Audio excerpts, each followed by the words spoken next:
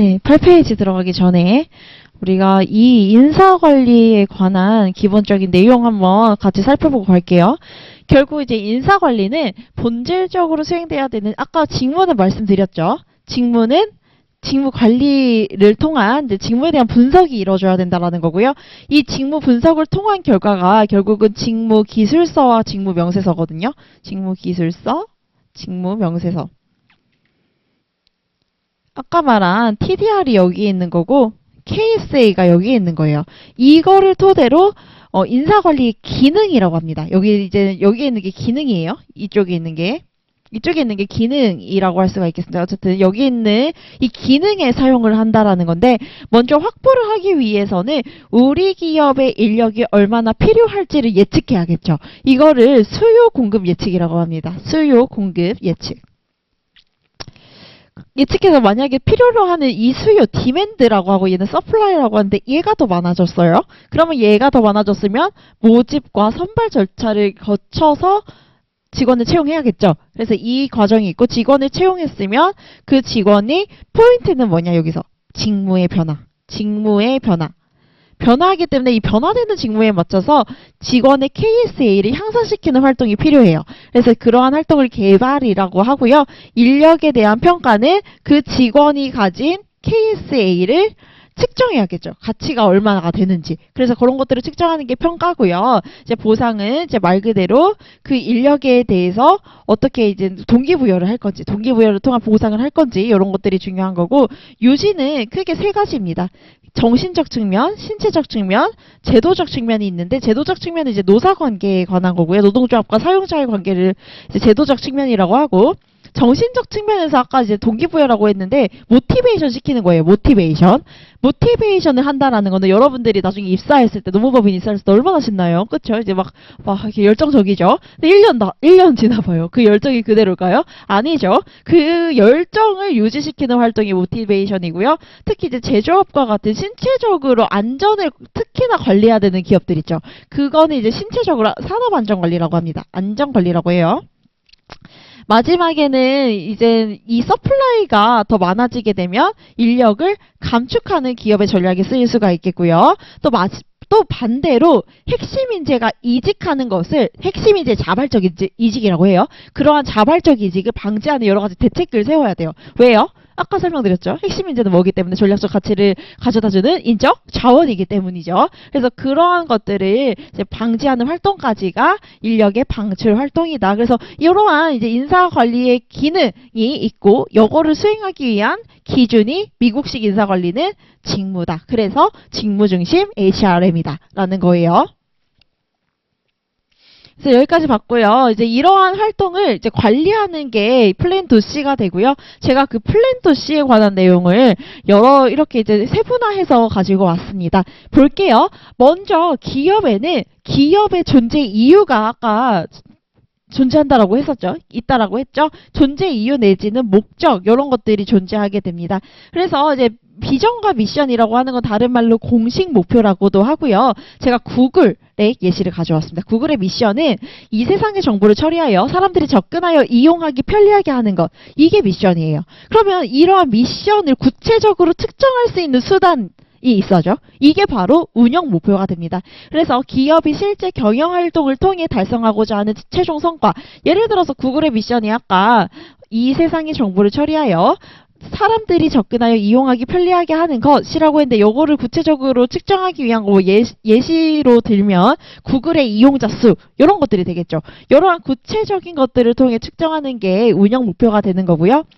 외부 이제 환경 분석을 이제 보시면 크게 세 가지가 있습니다. 거시 환경 분석, 산업 환경 분석, 산업 수명 주기 모형이 있습니다. 그래서 거시 환경 분석은 우리 8페이지 보시면 정치, 경제, 사회, 기술, 이것의 앞글자를 딴 거고요. 포터의 산업 환경은 간략하게만 설명드리면, 쉽게 말해서 잘 되는 산업이 존재한다라는 거예요. 이게 아까는 반이는 가지고 있는 자원이 중요했다라고 하잖아요. 근데 포터는 매력적인 산업의 조건이 있다라는 거예요. 예를 들어 노무사 시장 정말 어떻냐, 이런 거 할 때는 이런 걸로 대답을 할 수 있다라는 거예요. 높은 이익이 지속될 수 있는 매력적인 산업의 조건이라고 하는 거는 기업이 보유한 자원보다는 그 기업이 처한 산업의 환경, 그게 중요하다라는 거예요. 그래서 그 다음 페이지 보시면 5가지로 분석하게 됩니다. 그래서 포터는 잠재적 진입자, 경쟁자, 대체제, 공급자, 구매자, 이러한 것들로 매력적인 산업을 분석했습니다. 그래서 제가 진한 표시하죠. 경쟁자, 공급자, 구매자, 대체제, 그리고 잠재적 진입자를 5가지 세력이라 명명하고, 이러한 위협이 모두 낮으면 매력적인 산업이다 라고 되어 있습니다.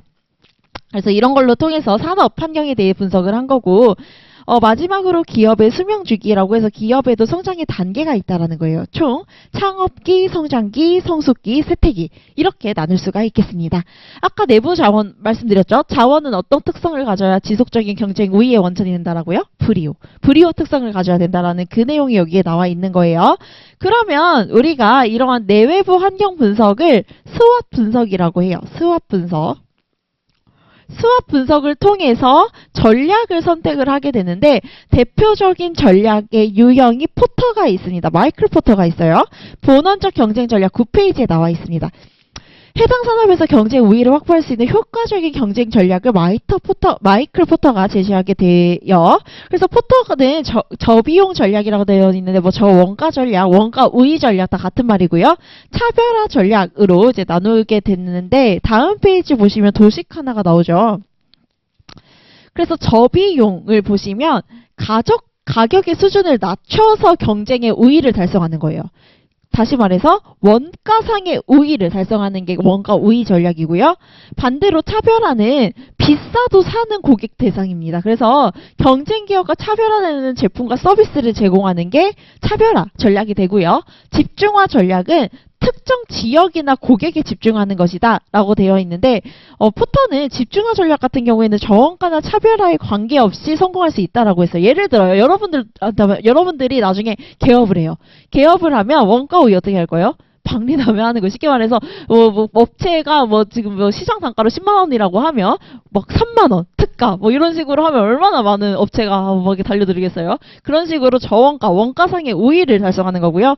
차별화는 그 반대죠. 엄청난 이제 대박 터지는 컨설팅을 몇 천만 원 주고 만드는 거예요. 누구나 몇 천만 원 주고 살 수 있는 컨설팅을, 여러분만의 아까 말씀드린 창의적 사고를 토대로, 이런 것들이 이제 차별화 전략이고요. 집중화 전략은 특정 고객에만, 최근에 직장 내 괴롭힘이 이제 그게 되면서 직장 내 괴롭힘만 하는 노무사분들도 계세요. 그래서 직장 내 괴롭힘 그 루트가 있거든요. 직장 내 괴롭힘을 당하신 이제 근로자분들 이 이제 오시면 그거에 대해서 이제 회사에 대한 대응도 해드리고, 이제 이분들이 이제 보통 이제 우울증, 여러 이제 산재, 이런 것들도 겪을 수 있잖아요. 이제 이런 것까지 이제 해주는 일종의 이제 노무 서비스를 제공하는데, 직장 내 괴롭힘에 한정이 되어 있습니다. 그럼 포터에 따르면 이거는 원가 우위로 이제 박리담회를 하든, 아니면 정말 이렇게 해서 몇 천만 원 컨설팅을 하든, 둘 다 효과적이라는 거예요. 그래서 이게 이해가 되시죠? 포터는 이러한 저원가 전략, 차별화 전략, 그리고 집중화 전략, 이 3가지 전략으로 이제 전략 유형을 설명했습니다. 그래서 제가 포터를 가져온 거는 포터가 가장 기본이에요. 전략 유형의 기본이고, 하니까 여러분들이 연기 시작하기 전에 포터는 전략 중에서도 저비용, 차별화, 그 다음 집중화, 이렇게 있구나를 미리 알고 오시면 좋을 것 같아서 가지고 왔습니다. 그래서 아까 말씀드렸듯이 전략이라고 하는 거는 기업 목표를 달성하기 위한 수단이다 라고 되어 있어요. 아까 10만 원은 그냥 제가 예시로 드린 거고, 달라요. 시장마다 다른 거고. 그래서 어쨌든 전략은 기업의 목표를 달성하기 위한 수단이 된다라고 되어 있고요. 그래서 포인트는 뭐다? 목표를 달성하기 위한 최적의 장기적인 계획을 수립하는 과정이 전략이라는 거예요. 알겠죠? 그래서 이제 전략 대안을 선택하게 된다. 다음에 이제 2단계를 갈게요. 계획을 실천에 옮기는 과정이다. 그래서 아까 말씀드렸듯이 기업 내 여러 가지 자원을 적절히 사용하고 조달하는 활동이다라고 되어 있는데요. 여기 이제 조직화 지휘 통제 보상이라고 되어 있는데 이제 일단 인적 자원에게 이제 보상도 해주고 조직화 지휘 통제는 약간 경영 조직 개념이긴 한데 똑같아요. 종업원을 통제한다라는 거는 조직이 원하는 행동으로 유도한다라는 거예요. 조직원의 행동을. 그거를 인사관리에서는 어떻게 할까요? 평가. 평가를 통해 원하는 행동으로 이룰 수 있겠죠. 대표적으로 행동평가라고 하는 거는 원하는 행동에 대해서 좋은 점수를 주는 거예요. 그래서 이런 식으로 원하는 행동을 유도하는 게 통제이자 인사관리에서는 뭐다? 평가다라는 거예요. 그 다음에 이제는 마지막 플랜2 C는 아까 현재와 as is와 to be 이 상관의 차이를 파악하는 거라고 했어요. 그래서 포인트는 뭐냐? 이거를 파악해서 어떻게 하는 거냐라고 했을 때 피드백을 통해서 뭐를 한다라고요? 개선 요인을 찾아야 된다라는 거예요. 개선 요인. 이제 이런 것들에 대한 플랜2 C가 있다라는 거고요. 제가 이제 합격 전략을 위한 그 과정이라고 해가지고 조금 정리한 게 있는데 여러분들이 합격하려면 어떻게 해야 되냐 했는데 아까 이제 질문을 하시다가 말씀을 드리면 저는 1년 공부했습니다. 그래서 1년을 공부했는데 어쨌든 나름의 단기간이라고 말씀드려 주셔서 단기간에 어떻게 합격했냐라고 하면 일단 이제 플랜2 C로 제가 나눠봤어요. 관리 과정으로. 합격 전략을 위한 관리 과정 말씀드리면 일단 당연히 이제 목표라고 했는데 일단 저의 비전을 말씀드릴게요. 제 강의의 제 수업의 비전은 여러분들에게 교수님이 보고 이런 답안을 할 정도의 답안지를 작성하게 하는 거예요. 저는 이제 논술로 붙었는데 논술 우선 전형이에요. 그래서 교수님이 뭘 원하는지 알아요. 특히 경영학 채점평을 보면 교수님이 원하는 것들을 되게 반복적으로 서술해놔요. 그거를 여러분들이 쓰시면 정말 고득점으로 합격을 할 수 있을 거예요. 그래서 저는 이제 글 쓰는 방법을 알기 때문에 답안지를 잘 쓰는 게 제 비전이에요. 제 비전이자 목표다. 비전이다. 그럼 이거를 위한 목표는 제 목표니까 합격률을 그래도 50%. 합격률 50%. 제 목표는 제가 마음대로 정하는 거잖아요. 그래서 합격률 50%를 목표로 해서 열심히 연구하고 열심히 할 거예요. 그래서 이제 이렇게 저의 목표를 말씀을 드렸고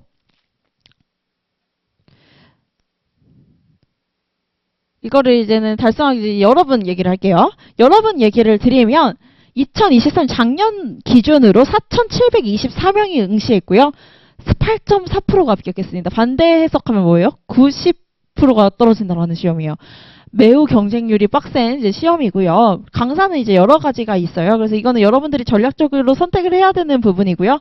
이제 물론 운도 있어요. 운도 있는 시험이긴 한데 여기서 여러분들이 통제 가능한 건 당연히 이제 강사 선택인 것 같고 그래도 이제 저의 수업이니까 저의 이제 약간 어필을 하면 말씀을 드렸듯이 이제 글 쓰는 방법, 이제 이러한 경영학적인 글쓰기 요거를 중심으로 이거를 이제 비전과 미션으로 해서 저는 수업을 준비할 거예요. 알겠죠? 그래서 이거에 따라서 이제는 외부 환경이 여러분들의 외부 환경이 있는 것 같고 제가 생각하기에 내부 자원으로는 가장 중요한 게 노력이에요. 투자 가능한 공부, 제가 이번 이제 일도 하고 이제 강의도 준비하면서 정말 느낀 게 시간은 상대적인 것 같아요, 여러분. 누구에게나 똑같은 시간이 주어질 수가 없어요. 누구는 이제 직장을 다니면서도 하고 누구는 전업으로도 하실 텐데 다 똑같지 않아요. 그 4시간을, 나에게 주어진 그 4시간을 정말 집중해서 쓰면 정말 10시간의 효과를 본다라고 생각하거든요. 그래서 제가 질문이 느린 게 저는 한 번 집중하면 2-3시간 집중해가지고 시간을 보면 2시에 시작하면 시간 보면 뭐 5시 됐고 이런 경우가 많아요. 그래서 제가 질문을 바로바로 못해주는 약간의 단점이 있을 수는 있는데 이거는 제가 시간을 정해놓고 카페를 하나 만들 거예요. 다음 카페. 그럼 여기에 이제 질문을 제가 시간을 정해놓고 답변을 드릴 것 같아요. 그럼 거기에 여러분들이 질문을 공유할 수 있게끔 이제 해드리는 그러한 그런 방식으로 운영을 할 계획입니다. 그래서 여러분들이 시간이 그러니까 절대적 시간 아니에요. 절대적 시간이 아니라 상대적인 시간입니다. 여기서는 시간은 상대적이에요. 상대적이라고 하는 거는 효율적으로 쓰시라는 거예요. 효율적으로 내가 공부 시간이 8시간이야. 내가 공부 시간이 4시간이야. 가 중요한 게 아니라 4시간에 내가 뭘 할 건지 6시간 내가 주어진 6시간에 뭘 할 건지 이런 것들을 이제 조금 고민하셨으면 좋겠어요. 능력은 당연히 글쓰기 능력을 제가 해드릴 거고 이해력도 제가 해드리는 부분인데 암기력은 여러분들이 하셔야 돼요. 암기는 회독을 당연히 늘리시고 이따 설명드리겠지만 현출하셔야 됩니다. 현출하셔야 되는 방법 제가 이따 알려드릴 거예요. 긍정 심리적 한번 제가 이제 말씀을 드렸는데 긍정적으로 해야 돼요. 여기서 자본이라고 했잖아요. 돈을 가져다 준대요. 뭐가요? 긍정 심리가. 무려 이거 경영학적 용어예요. 루탄스가 주장한 용어인데요. 어쨌든 긍정 심리가 돈을 벌어다 준대요. 그러면 여러분 굳이 돈 벌어다 주는데 부정적으로 생각해야겠어요? 아니죠. 긍정적으로 이제 생각을 여러분들이 좀 하셔야 돼요. 제가 여기서 강조드리고 싶은 거는 회복 탄력성입니다. 이거 다른 것도 다 중요한데 제가 중요하다라고 생각하는 거는 회복 탄력성이 정말 중요한 것 같아요. 좌절에도 원래의 상태로 돌아오는 이게 정말 중요합니다. 여러분들 인생은 좌절의 연속이에요. 좌절과 실패의 연속이고 힘든 게 맞아요. 이런 거를 여러분들이 극복하시는 게 수험이거든요. 저도 제일 힘들었을 때가 수험 때였어요. 수험 때가 왜냐하면 주변에 친구들을 다 취업을 하고 저는 이제 수험생이잖아요. 수험생이가 제일 힘들었던 시기가 수험 시절이었거든요. 근데 그러한 좌절을 매일 겪게 되실 건데 그런 것들을 하루하루 약간 이게 깨어가는 그 과정도 수험의 과정이라 생각하거든요. 그래서 요거를 여러분들이 이제 좀 키워나가는 과정으로 조금 이게 수험 생활을 보냈으면 좋겠습니다. 그래서 이제는 중요한 거는 자기통제라고 나와 있는데 자기통제는 여기서 말씀드렸듯이 계획 설정이에요. 그냥 하루하루 계획 달성하면 그렇게 이제 보내시면 돼요. 그 수험 생활은 하루하루 목표를 달성하면 정말 합격이 돼 있을 거예요. 그 계획을 이제 매일 미루고 이러니까 사실은 문제가 되는 건데 참고 열심히 하면 열심히 이제 할 수 있다라는 거고요. 현출 볼게요. 방식 보시면 여러 가지 방식, 이건 중요하지 않고 여러분들에게 맞는 걸로 하시면 되는데 중요한 것은 반드시 현출을 하셔야 된다는 거예요. 현출을. 여러분들이 보고 공부 끝. 이거 공부 아니에요? 제가 아까 이거 왜 한다라고 했어요. 이 통제 과정 왜 한다. as, is와 to be를 파악해야 된다. 여러분들이 현출한 것과 기본서와 이 비교하는 과정이 없으면 공부 안 한 거예요. 공부 안 한 거예요. 이거를 통해서 여러분들이 부족한 부분을 파악해야 됩니다. 부족한 부분을. 그러니까 어떻게 보면 자기만족 공부는 안 돼요. 자기가 부족한 부분을 계속 찾아내는 게 공부거든요. 그래서 저는 모의고사를 정말 제가 좀 이렇게 실었는데 예시로 모의고사를 어렵게 냅니다. 이게 이제 마코브 분석을 물어보는 거예요. 여기 생략을 했는데 이거를 풀어봐라. 이렇게 돼요. 이렇게 풀으셔야 돼요. 여기서 설명하는 의미가 뭔지를 푸셔야 돼요. 그래서 모의고사가 어려운데 여러분들이 이 어려운 모의고사를 조금 적응하시고 문제풀이 능력이거든요. 제가 이따도 말씀드리겠지만 여기 나오죠. 문제 해결 능력. 이런 거를 키우는 게 저 수업의 목표이기 때문에 모의고사는 이런 식으로 어렵게 내서 여러분들이 개선해야 될 방향 이런 것들을 알려주는데 제 모의고사의 목표가 있어요. 쉽게 내는 거는 사실 기출문제라든지 제가 여러 가지 사례문제 드릴 거거든요. 이기 되면. 이거를 통해서도 여러분들이 충분히 할 수 있고 모의고사는 제가 생각하는 모의고사의 취지는 문제 해결 능력을 키우는 거라 생각해요. 제가 생각하는 거는. 그래서 이런 것들을 여러분들이 조금 같이 키울 수 있는 방향으로 모의고사를 저는 이렇게 하기 때문에 이제 어필을 드리면 주제원이 진짜 거의 비슷하게 나왔거든요. 제 주제원이 나중에 찾아서 보시면 그 주제원이 정말 비슷하게 나온 게 제가 여러 가지 교수님 책을 주제원도 교수님마다 서술이 다 다르세요. 이거를 다 이제 연구하고 통합해서 이제 내는 거거든요. 그래서 저는 그걸 보고 느낀 게 물론 운도 있었겠지만 내 연구 방식이 맞다. 내가 하는 방식이 맞다. 그래서 저는 저만의 관점으로 어쨌든 해석해서 문제를 내는 거잖아요. 그렇죠? 그래서 믿고 같이 이렇게 모의고사 풀면서 여러분들의 문제 해결 능력을 조금 키우셨으면 좋겠어요. 그래서 제 문제는 어려워요. 제 문제는 어렵다. 이제 말씀드리고 다시 돌아와서 네, 그래서 포인트는 뭐냐? 그러니까 지금부터 어려운 문제 풀라는 게 아니라 여러분들이 지금의 기초 이론을 배우잖아요. 그쵸? 특정 주제를 보고 일단 책을 덮어놓고 계속 현출을 하는 거예요. 그래서 내가 뭐를 못 외웠는지. 우리의 연기 목표는 이해라고 했잖아요. 이해인데 기초적인 부분은 암기하셔야죠. 일기 쓰는 게 아니니까 답안지에.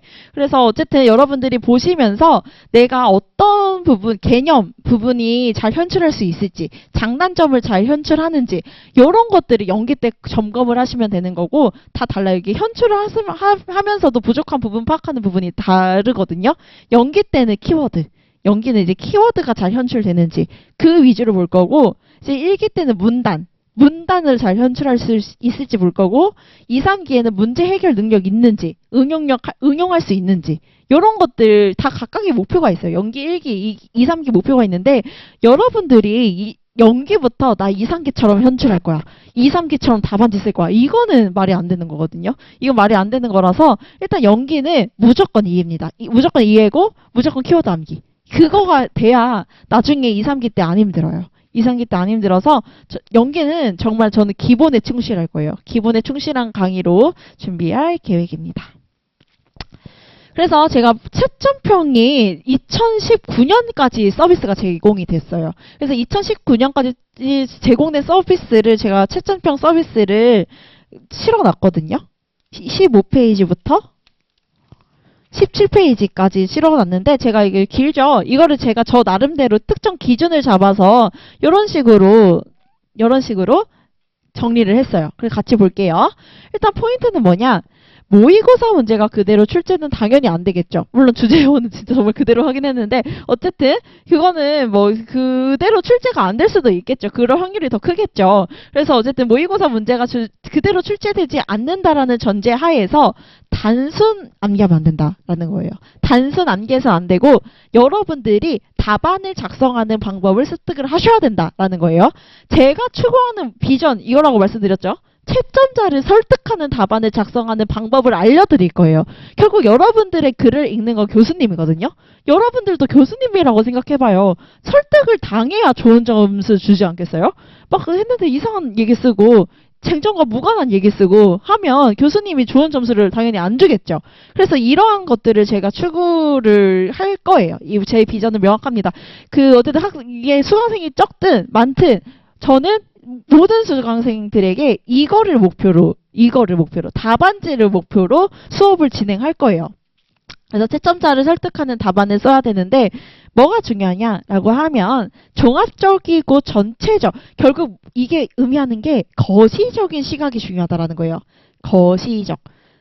전체를 봐야 된다. 우리 뭐 나무를 보고 뭐 숲을 봐라 뭐 이러잖아요. 나무가 이제 개별 주제라면 이 개별 주제 간의 연관성인 전체적으로 바라보는 시각이 중요하다라는 거예요. 그래서 이런 것들을 저희가 이제 볼 거고요. 결국은 여러분들에게 필요한 거는 여러분들은 답안지로 교수님을 설득하셔야 돼요. 답안지로. 여러분들이 3개월 공부하셨든 1년 공부하셨든 3년을 공부하셨든 이거를 통해서 교수님을 설득해야 됩니다. 교수님이 답안지 보면서 얘는 3개월 한 것 같네, 얘는 1년 한 것 같네 하면서 채점하겠어요? 아니죠. 특정의 기준이 있습니다. 그 기준이 바로 이거예요. 이거 채점평이죠. 이러한 교수님만의 기준을 가지고 답안지를 평가하게 된다라는 거예요. 그러면 그 기준이 뭐냐? 제가 이제 10년치를 이제 보긴 했는데 그걸 다 똑같아요. 정말 다 똑같은 말씀하시는데 보시면 단순 암기하지 말아라. 기계식 답안 쓰지 말아라 라고 하는 거는 문제를 읽고 써라예요. 문제를 읽고 써라. 내가 물어본 거에 대한 답을 하고 내가 물어보지 않는 거에 대한 답은 하지 말아라 라는 거거든요. 더 구체적으로 말씀드리면 문제에서 묻는 대로 써라예요. 문제에서 묻는 대로 써라. 그래서 제가 문제에서 묻는 대로 어떻게 쓸지 뒤에서 알려드리고, 그래서 사실 목차를 그냥 암기하는 게 사실은 큰 의미는 없거든요. 왜냐하면 목차는 여러분들이 구성할 줄 알아야 돼요. 그 글을 보고. 그게 글쓰기예요. 그게 글쓰기. 그런 채점평도 있어요. 나는 여러분의 암기력을 평가하는 게 아니다. 여러분의 사고력과 뭔가 추리력 이런 거를 평가하고 싶다. 이런 교수님의 채점평, 그게 이제 이거를 설명한다라고 생각해요. 저는.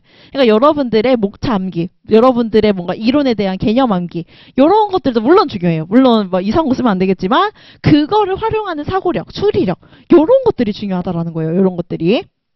그래서 일단은 출제 의도를 파악하는 방법도 제가 뒤에서 다 알려드릴 거고, 그리고 가장 많이 강조하시는 게 이론과 실무. 이거 아까 말씀드렸죠. 경영학 뭐라 그랬어요? 우리가 배운 이론을 실무에 적용하고 응용하는 학문이라고 했죠. 그래서 교수님은 이거를 보고 싶어 하는 거예요. 실무에 적용하는 능력. 컨설팅에는 이게 필요하니까. 그쵸? 그래서 결국은 문제 해결 능력, 요거를 보겠다라는 거예요. 내가 문제를 제시했을 때 이거를 현실에 맞게끔 답안 작성을 할 수 있느냐.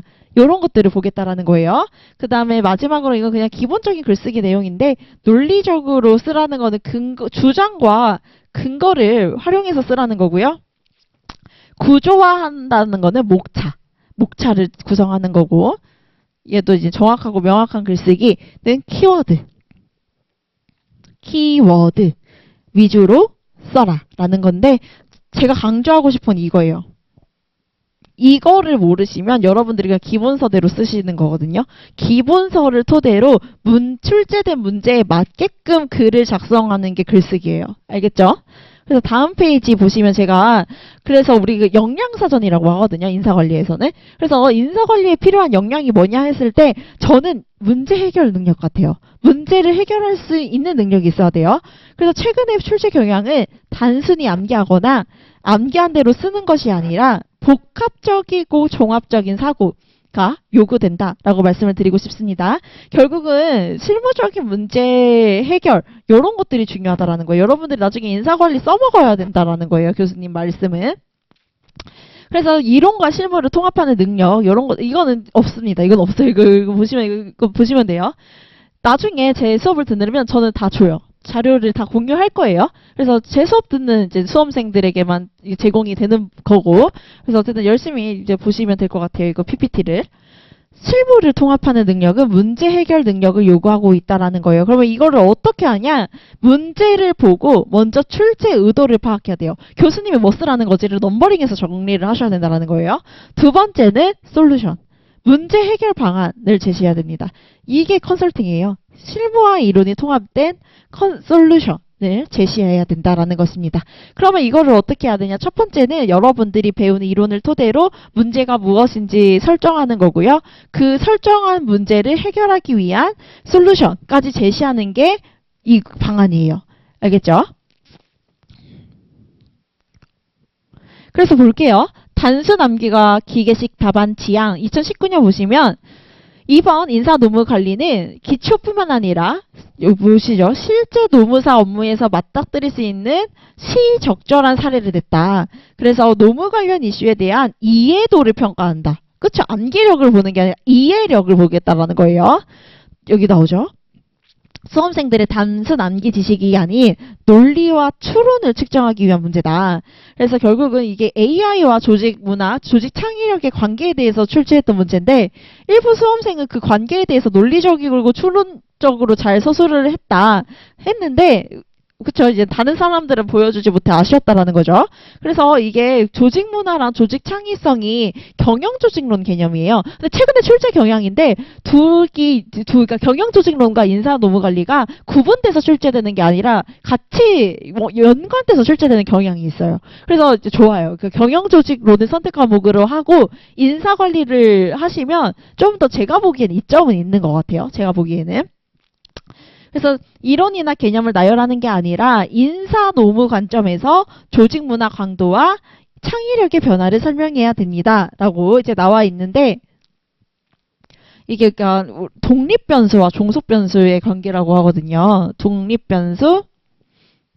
변수는 우리가 독립적으로 존재하죠. 독립 변수는 그래서 원인 변수라고 하고요.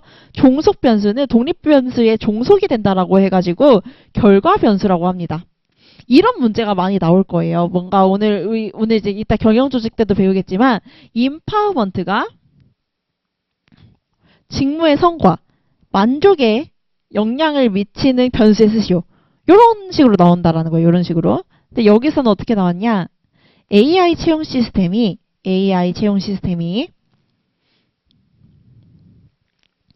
조직 문화 강도와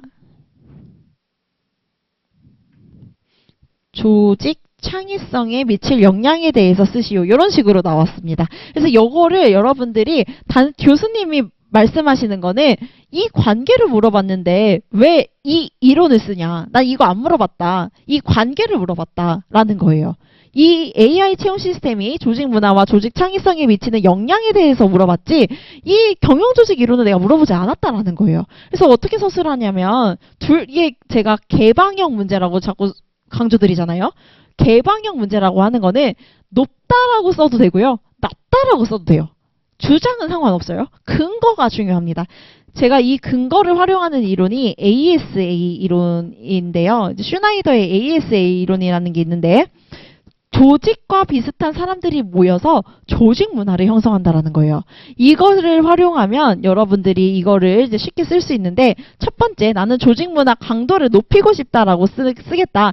근데 만약에 이게 막 높다라고 쓰면 창의성과 또 반대되는 개념이거든요. 왜냐하면 동질한 사람들로 구성되면 아무래도 뭐예요? 창의성은 좀 떨어질 수가 있겠죠. 반대로 다양한 사람들, 다양한 전문가들이 모이면 각자가 가진 지식이 다르기 때문에 여기서 생기는 창조적인 마찰이 생길 수가 있어요. 그 창조적인 마찰로 인해 이거를 우리가 기능적 교차라고 하거든요. 교차 기능. 기능적인 교차를 통해서 뭔가 창의, 혁신 이런 것들이 가능하다라는 거예요. 그래서 구성원은 다양할수록 창의성과 혁신은 나타날 수 있다라는 거예요. 그래서 어쨌든 이거를 통해서 여기서 설명한다라고 했을 때, 첫 번째는 조직 문화 강도가 높다라고 하고 싶다라고 하면, 첫 번째 머신러닝으로 하면 돼요. 머신러닝에 의해서 데이터의 편향이 있다라는 거예요. 기존 조직과 유사한 데이터를 AI가 추출하게 됨으로써 머신러닝을 통한 데이터 편향성으로 인하여 ASAA 이론에 따르면 동질한 구성원이 모이면 조직 문화 강도가 올라가잖아요. 그렇죠? 이런 식으로 써도 되고, 아니면 아니다. 오히려 AI를 도입함으로써 사람의 주관과 편견이 개입될 가능성이 낮다라는 거죠. 주관과 편견. 그러면 그 편견이 개입될 가능성이 낮다라는 거죠. 그러면 이런 거를 낮추고 성과 관련한 변수를 하나 설정해서 이 변수를 기준으로 채용하기 때문에 오히려 다양성이 증가해서 창의성은 늘고 조직 문화 강도는 ASA 이론에 따라 줄어들 것이다. 이렇게 쓰시는 거예요. 이거를 요구했는데 왜 이걸 안 쓰고 이것만 쓰냐라는 그 지적이거든요. 그래서 여러분들이 문제를 잘 파악해서 뭐를 쓸 건지, 제가 그걸 통제 가능한 영역이라고 설명을 드렸는데 그거를 잘 서술을 하셔야 돼요. 그거를 잘 서술을 하셔야 된다라는 말 드리고 싶습니다. 그 다음 이제 마찬가지 내용입니다. 2017년에도 문제를 정확히 이해해서 출제자가 요구하는다. 이해되시죠? 이제는 기계적으로 서술하지 말라. 이해되시죠? 그래서 다음 페이지 보시면 제가 솔루션 좋습니다. 전체적이고 종합적인 사고가 필요하다라는 거예요. 그래서 경영학적 논술의 핵심은 경영 현상에 대한 문제 해결 능력과 일반화의 특성을 조화롭게 통합하는 거다라고 되어 있는데, 쉽게 말해서 이론을 실무에 적용할 줄 알아야 된다라는 거예요. 그래서 보시면 핵심 이슈, 경영 문제가 뭔지를 진단하고 그것을 해결하기 위한 솔루션을 제시하고, 이거를 이제 전체적인 통합이라고 하는 건 어려운 게 아니에요. 이 솔루션이 가지는 의의, 한계, 조직의 해결 방안, 이런 것들을 이제 제시하는 것이 있고요. 문제 영역을 설정, 이걸 하셔야 돼요. 아까 말씀드렸듯이 그 창의성과의 관계, 그거를 여러분들 나름의 논리로 설정하는 게 중요한데요. 제가 여기 써놨죠. 개방형 문제는 답이 맞는 게 문제다. 통제 가능한 영역으로 만드는 것이 답안 디자인 전략이다. 라고 써놓은 게 그 말이에요. 창의성, 조직문화, 나 배운 거 경주이론 그냥 써야지. 이게 아니라 문제에서 묻는 걸 제대로 파악해서 내가 어떻게 쓸 건지를 먼저 설정하고 가는 게 중요하다라는 거예요. 알겠죠? 그래서 이게 방안이 뭐냐라고 하면 문제의 핵심적인 특징을 먼저 분석을 하셔야 되고, 문제에 관련된 개념과 이론을 여러분들이 어떤 관점과 시각으로 해결할 것인지 분석하고 가셔야 돼요. 분석하고.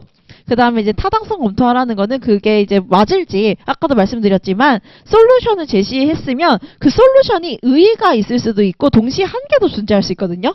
이런 것들을 한번 이제 검토해봐라. 이런 의미입니다.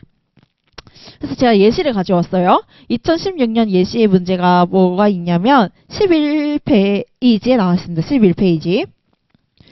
그래서 11페이지 보시면 제가 한번 같이 풀어볼게요. 현대의 기업은 여러분들 나중에 이렇게 문제를 보면 키워드에 밑줄 치면서 이게 보셔야 돼요.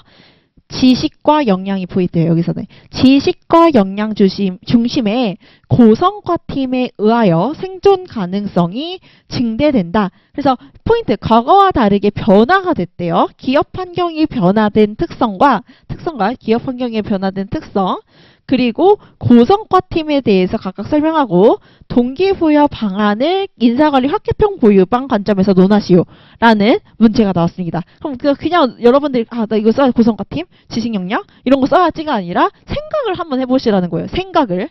지식과 역량이 왜 나왔을까? 아까 말씀드렸는데 지식과 역량의 반대는 통제지향 인사관리인 테일러, 특히 직무중심 HR인가 반대되는 개념이라는 걸 눈치채셨어야 돼요.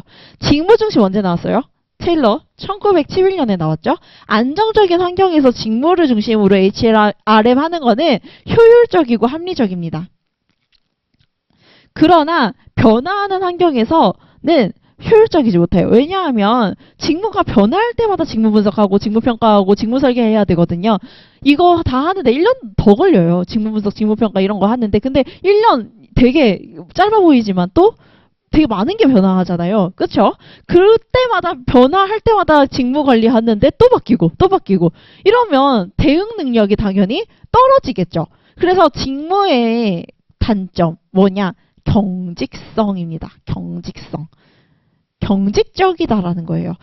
변화하는 환경에 빠르게 대응하지 못해서 최근에 서구에서는 이게 중시되고 있어요. 지식과 역량을 중심으로 대응하면 좀 더 대응력을 높일 수 있어서 이 지식과 역량 중심의 인사 그리고 또 직무 중심의 가장 큰 특징이 분업이에요. 분업. 직무와 사람을 1대1로 매칭하거든요. 근데 최근에 지식 중심 사회에서 개인이 혼자 일할 수 있는 게 있어요? 요새는 이제 변호사분들도 이제 협업하고 그러잖아요. 협업이 중요해지고 있어요. 그래서 두 가지로 저는 정리했어요. 첫 번째는 환경의 대응성이 떨어진다. 두 번째는 직무의 상호우종성으로 협력이 중요해지고 있다. 이걸로 정리했어요, 저는. 이걸로 정리하시면 되고, 근데 특성을 설명하라고 했으니까, 고성과 팀 배운 대로 쓰시면 되고, 동기부여 방안, 이거를 어떻게 할 거냐. 첫 번째 접근, 제가 직무와 반대라고 했어요. 그러면 직무와 반대되는 걸로 통제와 반대되는 개념 아까 설명드렸어요. 뭐였죠? 몰입형 인사관리. 몰입형 인사관리로 접근하시면 돼요. 잘해주면 된다라는 거죠. 인적 자원으로 접근하기 때문에 투자하고 뭔가 협력을 증대하고 참여를 하고 권한을 주고 이런 것들이 중요해진다라는 거예요. 그래서 여러분들이 나 일단 변화된 기업 특성을 빠르게 변화하는 환경에서 대응 능력이 떨어질 수 있고 직무 중심의 인사관리가 또 두 번째로는 직무의 상호 의존성이 증가하는 상황에서는 1인 1직무가 아니라 1직무 다 팀 뭐 이런 식으로 운영을 해야 된다라는 거고요. 이건 배운 대로 설명하면 되고 얘도 동기부여 방안을 몰입형 인사관리로 설명하겠다. 이런 식으로 정리를 하시고 가셔야 돼요. 이게 출제 의도 파악입니다. 정리를 하시고 가셔야 된다는 거예요. 그 다음 문제 해결 능력이 중요하다라고 되어 있는데 이론과 실무의 균형이라고 나와 있습니다. 이론과 실무의 균형. 제가 몰입형 인사관리랑 통제 기반 인사관리의 차이를 12페이지에 적어놓긴 했는데 한번 공부하시면서 복습 차원 겸 보시면 될 것 같아요. 이론과 실무의 균형성 보시면 제가 여기 12페이지에 사견 여러분들의 개인적인 경험이나 생각에 기반하면 안 된다는 걸 꽤 많이 써요. 꽤 많이 인사관리 같은 경우에는 정해진 답이 없다 보니까 내 생각이 이렇다 이런 거를 많이 쓰거든요. 일기가 아니잖아요. 우리가 배운 거를 쓰는 거잖아요. 그래서 사견 절대 쓰시면 안 돼요. 대충 내가 암기하더라도 아는 척을 해야 돼요. 답안지에 아는 척 하려면 배운 이론을 가지고 쓰셔야지 내 생각이 이렇다. 이런 거는 정말 이게 효과적이지가 않아요. 그래서 이런 것들도 이제 조금 조심하시라는 취지에서 제가 이제 가지고 왔고 한번 교수님 채점표 같이 보도록 할게요. 문제 해결 능력 보시면 인사 노무관리론 시험 준비 과정에서 인사 노무관리의 기본이 되는 핵심 이론 및 관점뿐만 아니라 실무 능력을 함양하기 위해 이 색으로 실무 적용 능력을 함양하기 위해 기술 및 시장 변화에 따른 이론과 개념을 적용시킬 수 있는지 관심을 가져야 된다라고 나오죠. 이론을 실무에 적용시켰는지 알아보기 위한 문제 출제했다라고 교수님께서 말하고 있죠. 노무사로서 인사 노무 업무하는데 관가되어 그래서 기본이 되는 내용 출제를 기본에 충실한 학습을 해야 된다라고 말씀을 하고 있고 당면, 이것도 중요해요. 근로자와 기업의 당면한 문제, 시적절한 문제. 그래서 그 해에 이슈되는 걸 봐야 돼요. 유연근무제도 그 해에 이슈가 된 거예요. 그 해에 이제 근로시간 개편안 내면서 미래 노동시장 연구에 자료 내고 그 해였거든요. 그래서 그러한 시의성도 중요하다라는 거예요. 시의성. 그 다음에는 이론과 실무의 적절한 균형. 이런 것들도 중요하다. 여기 계속 나오죠. 이론을 실무에 적용할 줄 알아야 된다. 이런 능력이 중요하다라는 거예요. 그러면서 내일이라도 바로 적용할 줄 알아야 된다. 라고 설명하고 계시죠. 포인트는 실무에 적용할 수 있는 능력을 파악하고 있다라는 거예요. 그래서 제가 그거를 이렇게 이제 좀 가져왔는데, 창의적 아이디어, 저는 이게 정말 중요하다고 생각해요. 그러니까 여러분들의 생각 말고 이론을 바탕으로 뭔가 창의적인 아이디어를 도출하는 건데, 제가 보시면 먼저 실무적으로 적용 가능한 이론을 생각을 하시고 이론을 적용을 해서 현실에 존재하는 기업에 적용했을 때 문제점까지 도출하는 과정이 실무와 이론의 균형이라고 생각합니다. 그래서 보시면 문제에서 제시되는 문제가 있어요. 그럼 여러분들이 관련된 경영의 이슈라든지 관련된 기업의 사례라든지 관련되는 이론, 개념 이런 것들을 토대로 문제와 그 문제를 해결하기 위한 솔루션을 제시하는 과정이에요. 보시면 제가 여기다 써놨죠. 출제된 문제를 최근 이슈와 연관지어서 우리가 배운 이론과 개념을 토대로 문제와 해결 방안을 도출하는 과정이다. 그래서 여러분들의 만에 이 방식으로 독창적 아이디어를 도출할 수가 있어요. 그러면 아이디어를 도출하면 이것의 의, 한계, 대안, 효과 이런 것들을 이제 제시를 하는 거고요. 결국 제가 생각하기에 창의적 아이디어가 가장 중요한 것 같아요. 글쓰기에 있어서. 그래서 이러한 내용을 구체화, 그러니까 근거를 활용해가지고 답안 구성과 내용을 작성을 하는 것이다. 라고 되어 있는데 제가 예시를 가지고 왔습니다. 창의적 아이디어라고 하면 뭔가 독창적인 생각이 이게 아니에요. 인재 선발을 위한 지원서 분석 도구인 바이오 데이터의 개념, 장단점, 개발 단계. 이거 박경규 교수님 책에 있었어요. 박경규 교수님 책에 있는 내용인데 누구나 다 잘 썼겠죠. 박경규 교수님 책은 워낙 기본이니까. 근데 이거를 제대로 쓰는 게 중요한 게 아니에요. 개념, 장단점. 이거를 그대로 쓰는 것도 중요하죠. 당연히 문제에서 물어봤으니까. 이거를 암기해서 쓰는 것도 중요한데 여러분만의 제가 뭐를 쓰라고 했어요. 창의적 아이디어 요거를 쓰면 좋다라고 했죠. 한번 적용해 볼게요. 인재 선발이라고 하는 거는 예측치와 중거치를 결합하는 과정이에요. 예측치는 시험 도구의 점수입니다. 시험을 하는 선발 도구의 점수고요. 중거치는 선발 이후 실제 달성하는 직무 성과예요. 이거를 결합시키는 과정이 선발입니다. 실제 있어요. 면접은 엄청 잘 봤어요. 막 언어 능력에서 엄청 잘 봤는데 일은 정말 개 못하는 거예요. 그래서 이런 게 문제라는 거죠. 왜요? 선발이 왜 문제예요? 왜 그런 저성과자를 선발하면 왜 문제가 되는 거죠? 왜 문제가 돼요? 이종 오류가 문제입니다. 이종 오류. 저성과자를 뽑게 된다라는 거예요. 그래서 평가를 정확하게 하는 게 중요하다라는 거예요. 정확하게 하는 게. 그래서 중요한 거는 이러한 시험 점수, 이제 선발 도구의 시험 점수와 실제 업무 성과를 통합하는 과정이 중요한데, 그래서 최근에 채용 경향이 뭐냐? 객관적 정보에 기반하여 채용 프로세스를 개선하자라는 거예요. 그냥 단순히 쟤 말 잘하네 해서 뽑는 게 아니라 정말 직무를 잘 수행할 수 있는지 이런 거를 객관적 데이터를 통해서 보자라는 거예요. 그래서 이런 것들이 최근의 경향입니다. 그래서 AI 면접 이런 게 있는 거잖아요. 그렇죠? 그래서 기존의 채용 관행은 직관과 경험, 그 직관과 경험이라고 하는 거는 경영자가 가진 경험에 기반한 직관으로 뽑게 된다라는 거예요. 그래서 HR 관련 의사결정에 오류를 낳게 되었는 바 이러한 문제점을 합리적인 데이터, 객관적 데이터에 의해 보완해서 채용 의사결정의 질을 높이려고 하는 기업의 노력이 있어요. 이런 거 다 알려드릴 거예요. 제가 이제 HR 애널리틱스라고 그 당시 이기게 된 건데 이런 게 있다라고 알려드렸었거든요. 요거를 활용하면 좋죠. 그래서 이제 HR 애널리틱스라고 해서 데이터 기반한 인사관리 이런 게 이제 최근의 경향이라는 거예요.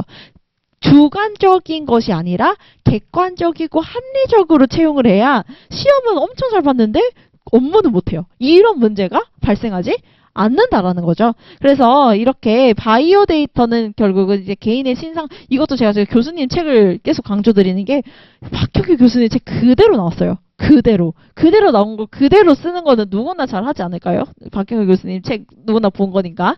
근데 중요한 거는 이거를 그대로 쓰면서도 이런 창의적 아이디어를 도출하면 더 좋겠죠.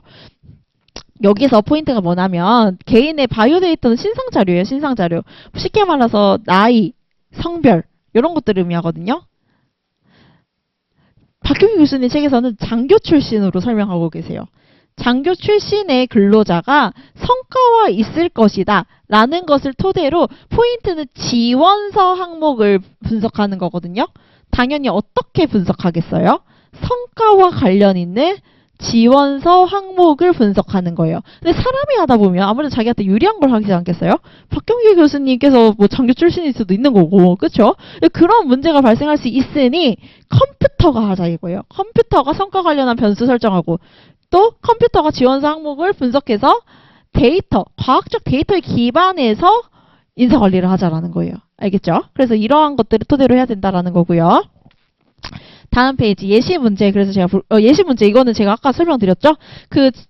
우리가 이제 저의 모의고사 문제인데 결국 전이행렬을 여러분들이 그냥 쓰는 것도 중요해요. 당연히 암기도 중요한데 이걸 토대로 이 표가 해석하는 의미가 뭔지를 분석할 줄 알아야 돼요. 그래서 이런 것들 제가 이제 이런 거 다 시험에 제가 연구해서 드리는 거거든요. 그래서 여러분들이 이런 것들을 푸실 줄 아셔야 돼요. 우리 시험에서는 어렵게 준비해야 된다고 생각해요. 그 다음 구조화 논리적인 답안 구성이라고 나와 있는데 구조화 이제 논리적인 답안 구성이라고 나와 있죠. 그거는 14페이지에 있습니다. 14페이지 보시면 문제에 대한 정확한 이해, 답안 구성에 대한 고민이 필요하다라고 나와 있고요. 여기서 포인트는 답안 구성을 제대로 해야 된다라는 거고 이게 포인트예요. 답안에 대한 서술 구성을 문제에서 제시했는데 왜 한 묶음으로 작성하냐 이게 어떤 소리 나면요. 2019년 문제 한번 같이 볼게요. 2019년 문제 한번 같이 보시면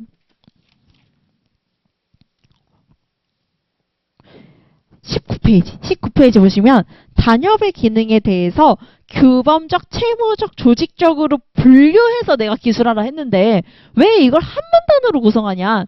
목차를 세분화해서 하지 않고 왜 이거를 한 문단으로 작성하냐 이거예요. 그쵸? 그래서 이런 것도 조심하셔야 돼요. 그러니까 문제에서 묻는 대로 한다라는 거는 단체협약 개념, 단체협약 기능 이거를 그냥 단순히 암기한 대로 쓰는 게 아니라 교수님께서 규범, 채무, 조직 요거를 나누어서 설명하라고 했으니까 나는 이거를 목차를 나누어야겠다. 요런 것들을 여러분들이 이제 아셔야 된다라는 거예요. 2018년 문제 보시면 두 이론 간의 구체적인 비교를 무시했다. 이것도 중요해요. 비교 문제 올해 2번 출제됐거든요. 비교 여기 보시면 2018년 볼까요? 과학적 관리론과 이 인간관계론을 비교해서 설명하라고 하는 거는 포인트 기준을 잡으라는 거예요. 이따 비교 문제 한번 보긴 할 건데 기준을 세워서 비교하라는데 왜 각각 서술했냐 이러한 얘기를 하고 있고요. 그 다음 답안을 구조화해서 목차 잘 써라라는 겁니다. 그래서 내용을 체계화하고 구조화하여 답안을 작성하면 내가 이해하기 쉽지 않겠냐 이런 거예요. 그러니까 목차를 구성하는 거는 목적이 교수님 이해용. 교수님에게 좀 더 내 답안을 이해하기 쉽게끔 목차를 구성하는 거예요. 있어 보이려고 하는 게 아니라 정말 이해를 목적으로 교수님에게 설득하는 목적으로 목차를 나누는 게 포인트라는 거예요. 그래서 여기서 보면 답안의 구성 이것도 마찬가지 목차를 신경 써라라는 거예요. 그래서 제가 여기 써놨죠. 구조화되고 논리적인 답안 구성하기 위해서는 여러분들의 나름의 서본결이 있어야 된다고 저는 생각합니다. 저는 답안에 모든 교수님들이 저도 뭐 경영학 뭐 그 관련한 수업도 듣고 뭐 여러 가지 수업을 들었는데 교수님이 하시는 말씀이 글에는 이런 구성이 있다라는 거예요. 서본결 구성이 있다. 이런 거를 항상 이제 그 강조를 주시기 때문에 저는 그 교수님이 논문 쓸 때도 서본결이거든요. 그러니까 당연히 답안지에도 서본결이 있으면 좋죠. 그래서 뭐 장황하게 쓰라는 게 아니라 우리가 분량에 맞게끔 서본결로 구성하는 그 논리가 중요하다라는 거예요. 그래서 사실 저는 그렇게 물론 본론을 충실하게 적는 것도 중요하다라고 생각하는데 교수님께서 최초평에서 말하고 있는 게 이런 거잖아요. 실무 적용 능력 아니면 문제 해결, 심지어 대놓고 얘기해서 나 암기력 보는 게 아니다. 사고력과 추리력을 본다. 라고 말씀을 했는데 물론 제대로 써야죠. 본론을. 제대로 쓴다라는 전제 하에 여러분만의 뭔가 솔루션, 여러분들이 나중에 노무사가 되고 났을 때의 창의적 사고를 바탕으로 한 컨설팅 능력, 요거를 조금 보여주는 게 저는 중요하다고 생각해요. 요거를 보여줄 수 있는 수단이 저는 개인적으로 서론과 결론이라 생각합니다. 이걸 보여줄 수 있는 게. 그래서 보시면 서론은 답안의 전체 방향을 제시한다라고 되어 있죠. 그래서 먼저 이제 방향성을 제시하고 아까 제가 문제 영역 설정했죠. 그거에 대한 솔루션 제시하거나 아니면 한계점 대응 방안 이런 것들을 제시하라고 되어 있는데 같이 볼게요. 같이 서론을 작성하는 방법을 보도록 하겠습니다.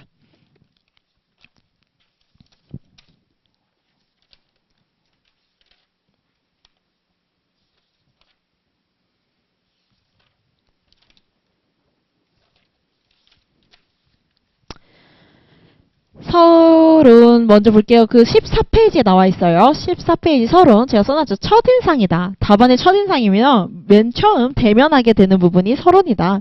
여러분들도 이제 우리가 처음 뭐 누군가 만날 때 첫인상 보고 뭔가 나름의 편견이 생기잖아요. 그렇죠? 교수님들도 마찬가지겠죠. 그래서 맨 처음 대면하는 것이다. 그래서 문제에 연관된 배경과 현실적인 이슈 이런 것들이 담겨야 되고요. 관련 이론의 개념 이런 것들도 미리 서술하면 좋겠죠. 그래서 전체적인 방향을 제시한다라고 나와 있어요.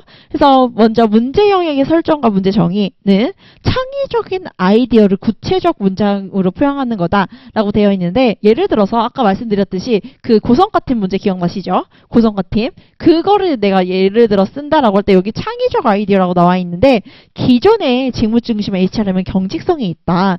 그래서 이런 것들을 변화하는 환경에 대응 능력을 키우기 위해서 역량 혹은 지식 중심의 고성과 팀을 통해서 그 한계점, 경직적인 한계점 극복이 가능하다. 지금 제가 말한 이 문장 하나에 다 담겼죠. 문제점과 대응 방안. 다 담겼죠? 이런 식으로 미리 쓰시고 가는 거예요. 그냥 처음부터 역량 중심 인사 관리, 뭐 어쩌고저쩌고 이런 식으로 적는 게 중요한 게 아니라 여러분들이 여기 포인트는 이거예요. 문제 영역 설정. 문제 영역을 설정하는 이 능력이 암기력으로 되는 거 절대 아니에요. 사고, 이해, 창의 이런 것들로 여러분들이 가능한 건데 저는 이거를 키우는 걸로 수업을 다 구성할 거예요. 0기부터 3기까지.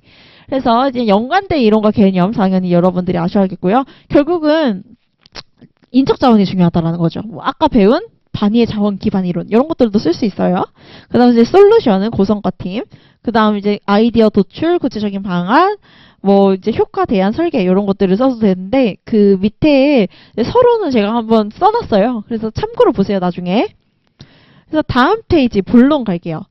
개념과 이론을 설명하는 것으로 개념을 정의하고 여기서 키워드를 쓰게요. 키워드. 여러분들이 지어서 쓰면 안 돼요. 지어서. 실제로 고성과 팀 내면 성과가 높은 팀 이렇게 쓰시는 그럼 뭐하러 우리가 힘들게 암기를 하겠어요. 그렇죠? 고성과 팀은 참여와 몰입이 키워드예요. 참여 몰입. 그래서 이러한 키워드를 살려서 여러분들이 공부를 하셔야 제가 지금 암기를 강조 안 하는 게 아니에요. 당연히 공부하려면 암기를 하셔야죠. 근데 그 암기를 바탕으로 이해 이런 것들이 중요하다라는 거예요. 이해가 중요하다.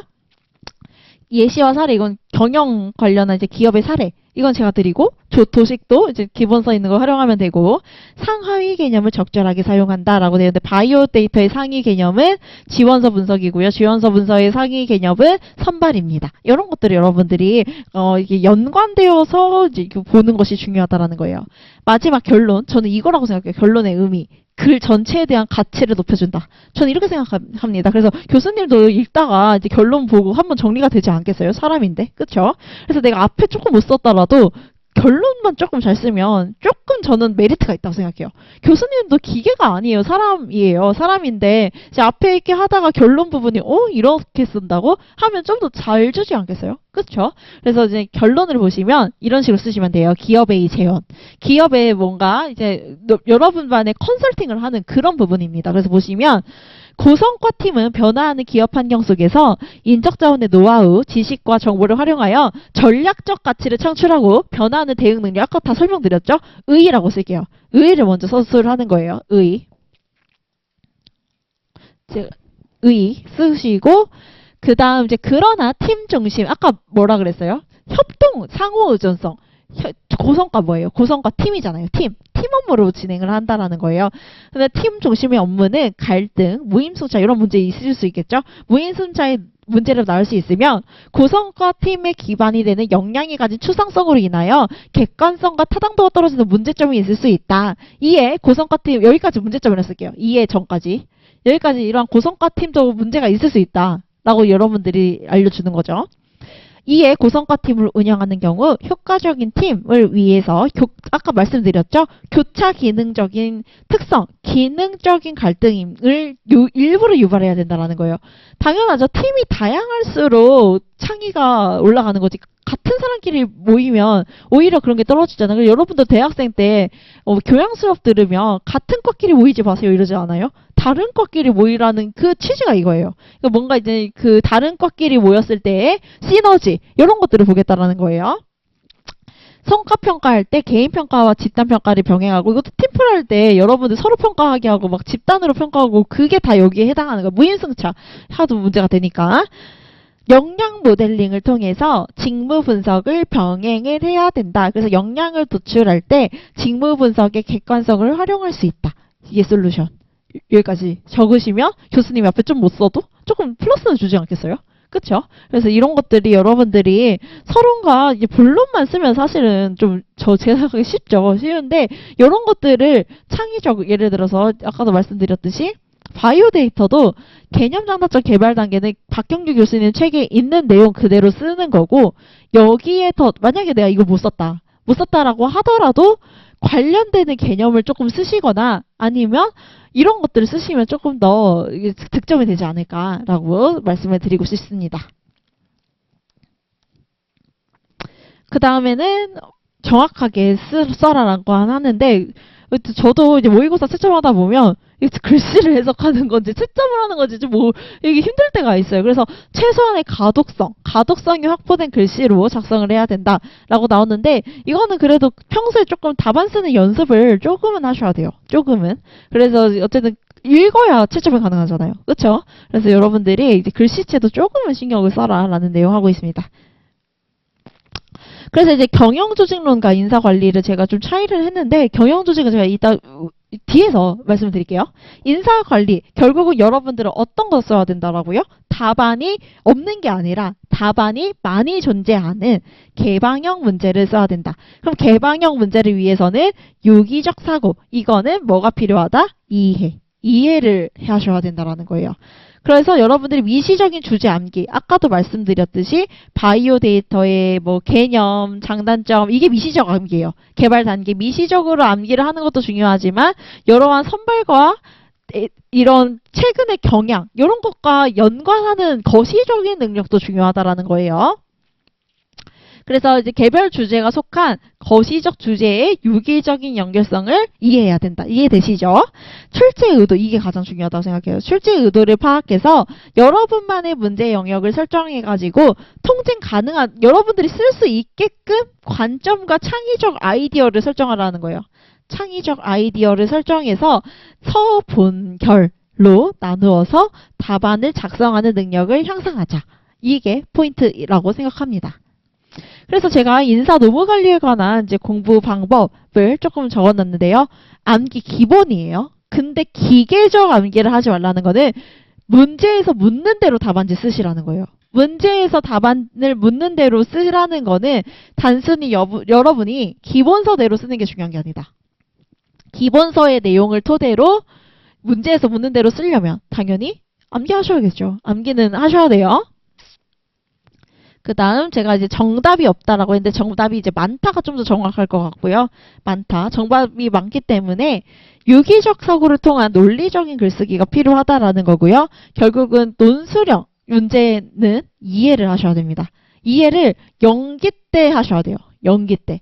2, 3기 때 이해하면 늦어요. 이때 그냥 암기해가지고 쓰고 와야 돼요. 2, 3기 때는 어쩔 수 없어요. 그래서 동차반도 이렇게 중간에 하는데 동차반도 결국은 암기하고 가는 거거든요. 3개월 만에 이해 못해요. 3개월 만에 이해를 어떻게 해요. 그렇죠? 그래서 이제 암기를 하고 결국 가게 되는 건데 우리는 1년을 준비하는 거잖아요. 기간이 1년이 있기 때문에 이해를 할 수 있는 이 연기의 기간에 완벽하게 이해를 할 거예요. 완벽하게 이해.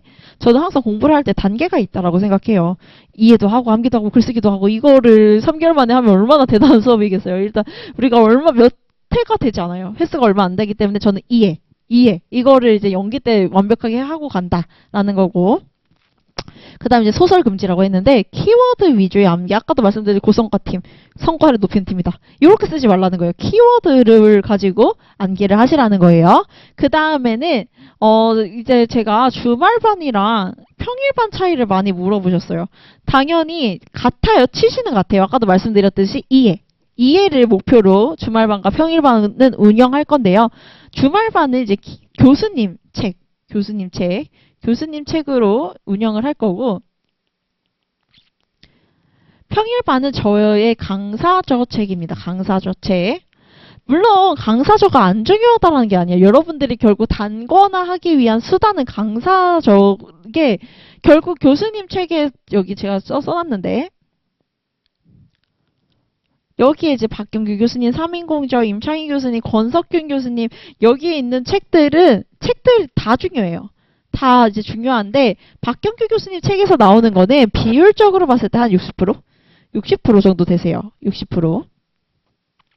그러면 나머지 40% 쓰셔야 되잖아요. 그 40% 때문에 강사저를 보는 거고 강사저는 아까 말씀드렸듯이 여기에 없는 여러 가지 수십 권의 책을 강사가 다 보고 정리해서 만든 게 강사저예요. 당연히 요약이 포인트입니다. 요약하고 정리를 했기 때문에 교수님이 몇십 년간 연구하신 그 관점과 흐름을 다 담을 수가 없어요. 다 담을 수가 없어요. 그래서 제가 보기에는 교수저는 그런 의미에서 중요하다고 생각합니다. 기본적인 체계를 잡을 수 있어요. 저도 이제 진짜 많이 읽었거든요. 특히 박경규 교수님 책을 정말 많이 읽었는데 볼 때마다 새로운 부분이 보여요. 모든 책은 그러잖아요. 그렇죠? 여러분들도 막 드라마나 이런 거 계속 보다 보면 못 부분을 계속 보긴 하잖아요. 그렇죠? 그래서 여러분들도 교수저는 최소 전 10회독 하고 가셔야 돼요. 연기 때. 만약에 주말반이면. 근데 만약에 내가 평일반이다 하면 이제 좀 다르게 이제 운영을 하겠죠.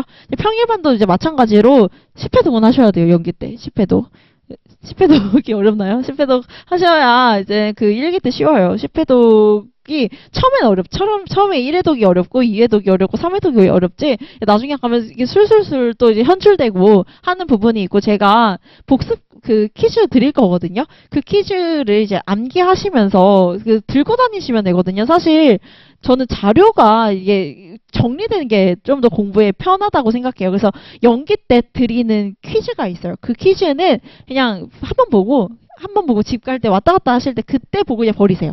그 용도로 제가 키워드 현출용으로 드리는 거고 어쨌든 이제 저는 이제 교수님 책은 그런 의미에서 체계와 이해를 잡는. 그래서 교수님 책 이쁘게 쓰지 마세요. 그냥 여러 번 보시고 형광펜도 하나로 보시고 그냥 이해용, 체계와 이해용.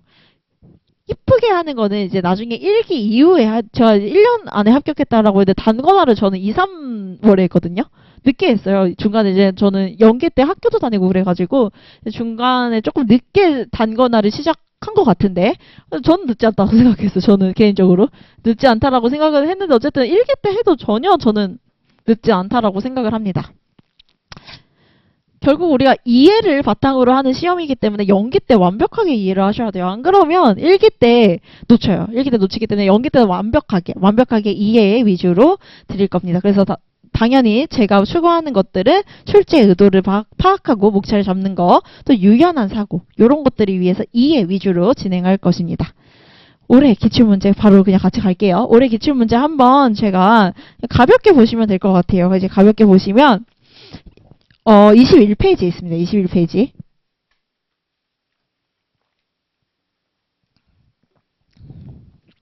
임금 관리에 관한 문제가 나왔어요. 임금 관리에 대한 문제에 답하시오. 그러니까 여기서 특징이 뭐냐? 임금 관리와 임금에 속하는 임금에 속하는 이분이 보상이 2번 출제됐다라는 거예요. 보상에서 이게 유지 파트에도 들어가는데 집단 보너스 제도는 보상이거든요. 그래서 여러분들이 공부할 때 넓게 보셔야 돼요. 하나 나 보상 버려야겠다. 이거 절대 안 돼요. 75점으로 나온 거예요. 총 합치면. 그래서 이 말 드리고 싶고. 그래서 어쨌든 보상과 관련된 이제 임금 관리에 관한 다음 물음에 답하시오 라고 나왔는데요. 임금에 대한 수준 관리, 체계 관리, 형태 관리의 의의와 특성. 여기서 좀 여러분들이 어려운 부분이 특성이라는 목차가 없거든요. 기본서나 교수님 책에. 그러면 이 특성이라는 목차 어떻게 잡지? 라는 이제 궁금점이 있을 것 같고, 퇴직 연금 제도의 의미를 설명하고 DB, DC, IRP의 특성을 쓰시오 라고 되어 있습니다. 먼저 이거를 묶는 하나의 주제가 뭐냐? 보상이에요, 보상. 보상이라고 하는 거는 쉽게 말해서 아까도 말씀드렸듯이 종업원이 기업에게 공헌을 하면 이거를 이제 우리가 여기서 묶는 이따 공정성으로 볼 거거든요. 공정성으로 보면 공헌은 투입입니다. 투입. 인풋을 하고 유인을 주죠. 보상을 주죠. 얘를 이제 아담스의 공정성 이론에 따르면 아웃풋이라고 해요. 인풋과 아웃풋이라고 합니다. 어쨌든 종업원이 조직에게 공헌을 하면 그에 대한 대가로서 유인을 주게 되는데 이 이제 그 유인에 해당되는 게 보상이에요. 보상. 근데 금전적인 보상이 임금이고요. 직접적인 보상이 임금이고요. 직접 노동에 대한 직접적 대가라는 거예요. 임금이라는 건. 간접적인 혜택이 복리후생입니다. 이거를 미리 언급하셔야 돼요. 그러니까 결국은 혜택이 뭐냐? 여러분들 퇴직금 받으면 내가 열심히 해서 줬네 이래요? 아니죠. 간접적인 거잖아요. 예를 들어서 뭐 호텔 이용권 준다, 문화상품권 준다. 이거 다 여러분 노동에 대한 대가로 인식하나요? 아니에요. 부가적인 혜택으로 인식하게 된다는 거예요. 근데 임금은 내 노동에 대한 직접적인 대가잖아요. 그쵸? 그래서 보상 중에서도 임금은 직접적 보상이며 복리후생은 간접적인 혜택이다. 요거를 여러분들이 인식하셔야 되고, 또 두 번째는 보상 관련한 원칙이 여러 가지가 있는데 대표적으로 이제 공정성과 경쟁력이 있습니다. 공정성은 아까 말씀드린 대로 인풋과 아웃풋의 비율을 다른 사람과 비교했을 때 동일해야 공정성을 지각을 한다는 거예요. 그 다음 두 번째 경쟁력은 핵심 인재를 유인할 수 있냐, 보상이. 그것을 의미합니다. 근데 포인트는 뭐냐, 여기 이제 임금 수준, 임금 체계, 임금 형태는 3인공저에 이렇게 나와 있어요. 이렇게. 공정성으로 묶어서 나옵니다. 이거를 파악해야 돼요. 이 세 가지가 공정성으로 묶인다. 요거를 일단 첫 번째 파악하셔야 되고, 두 번째는 이제 연금 제도는 더 이제 상위 개념 뭐냐면 법정 복리후생. 법정 복리후생입니다. 법으로 줘야죠, 퇴직금은. 복리후생이에요. 근데 연금 제도가 중요한 게 뭐냐라고 하면 기업의 이미지가 좋아집니다. 어쨌든 퇴직금을 지급하는 회사인 거잖아요. 그래서 기업의 이미지, 사회적인 정당성을 확보함으로써 기업의 이미지를 개선함으로써 핵심 인재 유인에 효과적이다. 그래서 서른에서 저 같으면 먼저 보상의 개념 쓰고, 보상 중에서도 직접적 보상은 임금, 간접적인 혜택은 복리후생이다. 근데 그게 1-1문과 1-2문으로 연결되죠. 또 보상관리 원칙 중에서도 공정성은 1-1문과 연관이 되는 거죠. 공정성이. 1-2문에서는 경쟁력과 관련, 제가 다 써놨어요. 답안지에. 보시면 이해가 되실 거예요.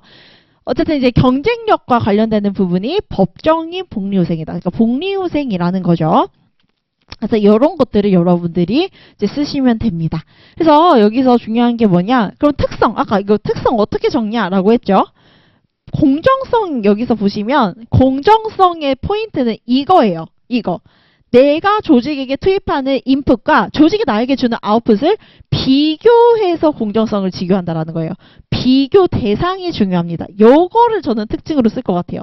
첫 번째 의 쓰고, 두 번째는 이 특징으로 비교 기준을 서술하면서 이 비교 기준이 가진 비교 기준을 일단 서술하면서 이거에 따른 수준 관리와 체계 관리와 형태 관리의 목적을 쓸 것 같아요. 목적.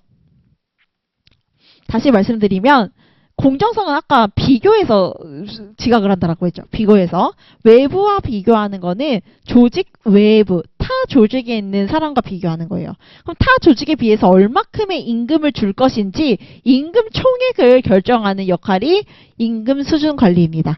임금의 총액을 결정하는 거예요. 그럼 이 총액을 어떤 기준으로 합리적으로 배분하느냐, 이게 임금 체계입니다. 임금 체계예요. 근데 대내적인 공정성은 크게 내부와 개인으로 묶일 수 있어요. 얘는 이제는 조직 내의 사람과 비교하는 거겠죠. 근데 내부적 공정성은 직무가 다른 사람끼리 비교하는 겁니다. 그래서 직무와 가치를 비교할 수 있고요. 개인적 공정성은 동일한 직무 사람끼리 비교하는 거. 쉽게 말해서 내 부서에 속한 사람끼리 비교하는 거예요. 내 부서에 속한 사람 간 연봉과 직능을 비교할 수도 있고요. 아니면 성과를 비교할 수도 있는데 3인 공조에서 이게 임금 형태를 체계로 분류하는 교수님도 계시고 형태로 따로 빼두는 교수님도 계세요. 이걸 이해하셔야 되는데 이게 임금 체계가 기본급이거든요. 기본급을 직무급으로 줄 거냐, 연공 호봉제로 줄 거냐, 직능급으로 줄 거냐, 이런 차이예요. 근데 이제 교수님 같은 경우는 연봉이 높아요. 그래서 성과급으로 해도, 제가 대학을 자문하잖아요. 성과급으로 이제 실적에 따라서 급여를 지급해도 최저임금 위반 문제가 없어요. 근데 일반 사기업은 실적급 하면 실적만 기본급으로 한다? 변동성도 높고 최저임금 미달할 수도 있어요. 그래서 중요한 거는 우리는 일반 사기업을 대상으로 하잖아요. 그래서 여기 보시면 이런 말이 있어요. 성과만 기준으로 기본급으로 설정할 경우 체계관리에도 포함하고 실제로 체계관리에도 포함하는 교수님이 계시는데 우리는 일반 사기업을 대상으로 하기 때문에 보너스로 기억한다. 일반 사기업은 여러분도 나중에 노무법인 가면 마찬가지예요. 기본급에 보너스로 지급합니다. 이게 일반적이죠. 일반적으로 기억하면 되는 거예요, 여러분들은. 그래서 성과로 비교하는 게 임금 형태고, 임금 형태는 임금의 지불 방식과 계산 방법이에요. 시급으로 할 수 있겠죠. 시급으로 줄지, 주급으로 줄지, 월급으로 줄지. 그게 이제 시간과 관련된 거고, 성과급으로 준다라는 거는 성과급과 관련된 내용은 이 페이지 볼까요? 여기 보시면 자료를 같이 볼게요. 자료를.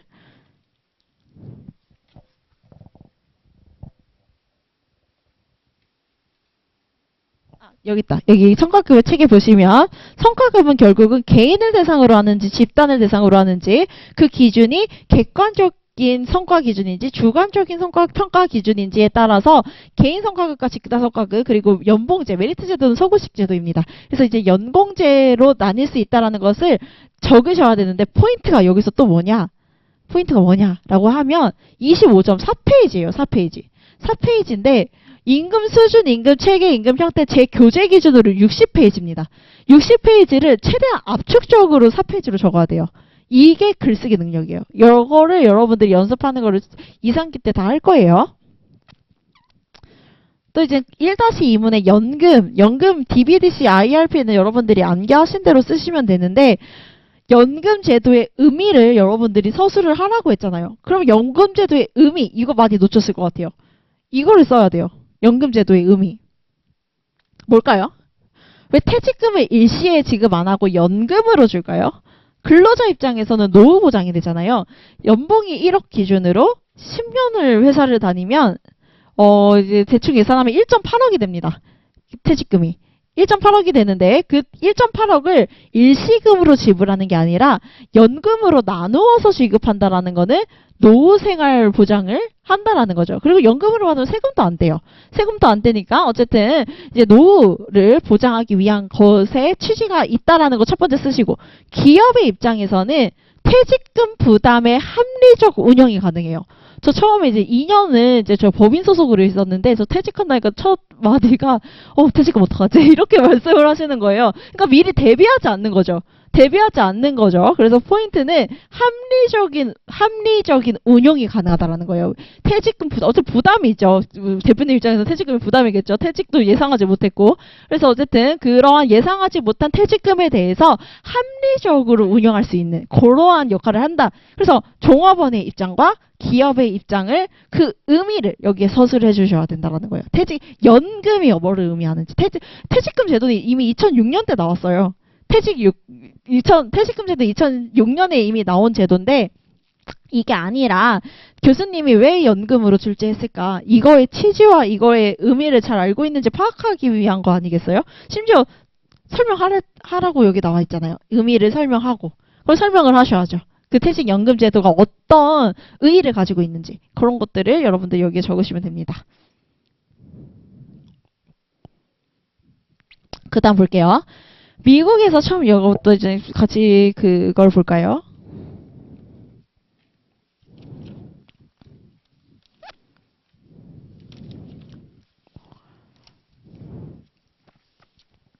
삼십 페이지 보시면 미국에서 처음 개발된 성과 참가형 성과 배분 제도는 여러분들이 제가 항상 강조드리겠지만 용어에 집착하지 마세요. 용어에 집착하지 마시고 이게 보시면 참가형 성과 배분 제도라고 나왔는데 저희가 개인 쉐어링으로 배운 거예요. 이번에 교수님이 개인 쉐어링으로 안 물어봐서 그래서 많은 분들이 뭐 프로필 쉐어링이냐 뭐 프렌치 시스템이냐 이러한 이제 뭐 이게 논란이 있었던 것 같은데 포인트는 우리가 취지를 생각해요. 우리 쟁점을 일단 파악하는 거예요, 같이.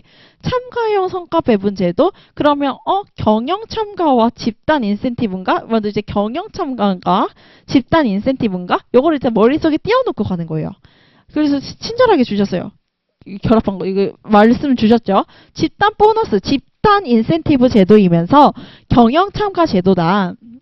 그래서 첫 번째 이것도 마찬가지로 특성을 쓰래요. 이걸 어떻게 쓰지?